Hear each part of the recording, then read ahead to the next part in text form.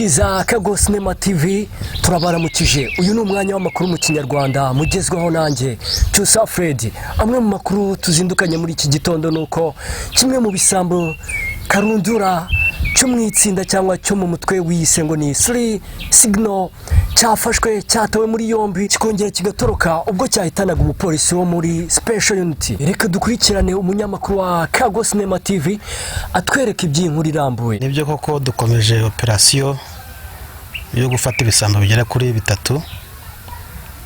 Umwe muri byo twamaze kumenya neza isura ye nubwo twagejeje kumufata muri iki gitondo mu rukerera, akongera gutoroka amaze guhitana amwe mu polisi bacu, ariko amakuru ndetse n'iperereza turacyabikomeza. Tugana ku musozo w'inkuru, Afandamana akaba yatangaje ko umuntu wese uzatanga amakuru yaho uyu mukobwa ukekwa yabaherereye akazahabwa ibihumbi 5 by'amadolari nk'igihembo.